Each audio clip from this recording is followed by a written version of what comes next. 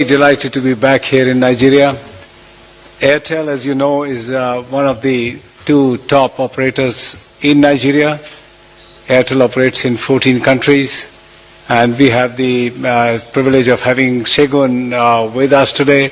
He is the MD and CEO of Airtel Africa PLC, a company which is a FTSE 100 company listed on the London Stock Exchange and Lagos Stock Exchange.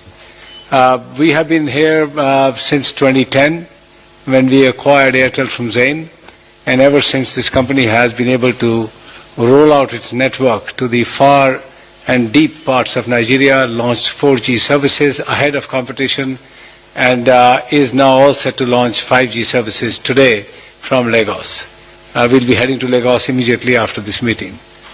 I had requested a meeting with His Excellency the President of Nigeria, and I'm glad that we were given time early in his tenure to talk about Airtel, to talk about India, Nigeria, and importantly the upcoming G20 that is taking place in India.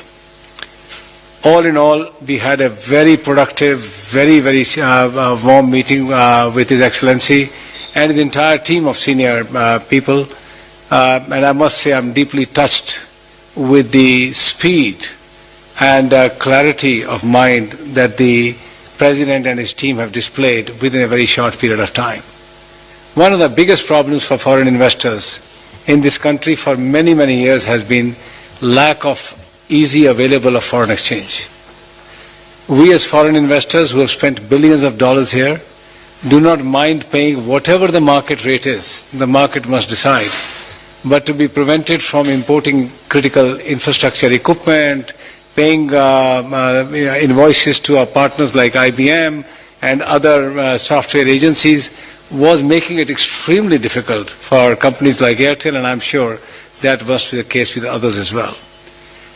One of the key changes that His Excellency the President has made in the first few days of his tenure has been making Naira free float onto the market, letting the markets decide, as opposed to CBN's very convoluted structure of 4 or 5 exchange rates, which was very difficult to navigate for companies like ourselves and many others MNCs.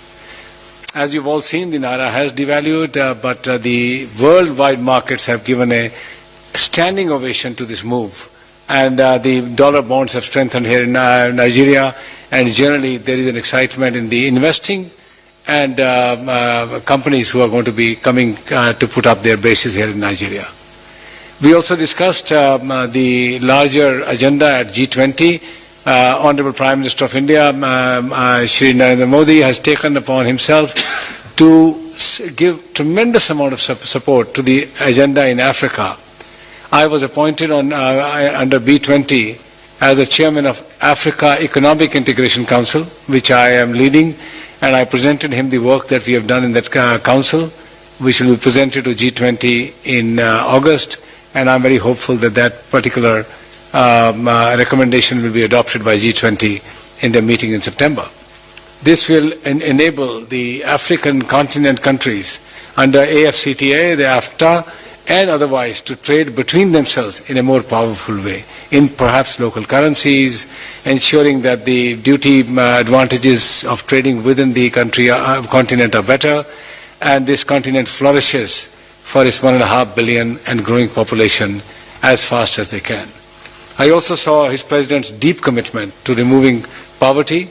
I come from a country, India, where we also have had decades of poverty, which has been rapidly minimized and eradicated in some parts through intervention of massive infrastructure investment, massive digital ecosystem creation, and using digital infrastructure to provide services by the government to its citizens, be that direct benefit transfer in the form of cash in the hands of people, biometric-based banking transactions, biometric-based health services.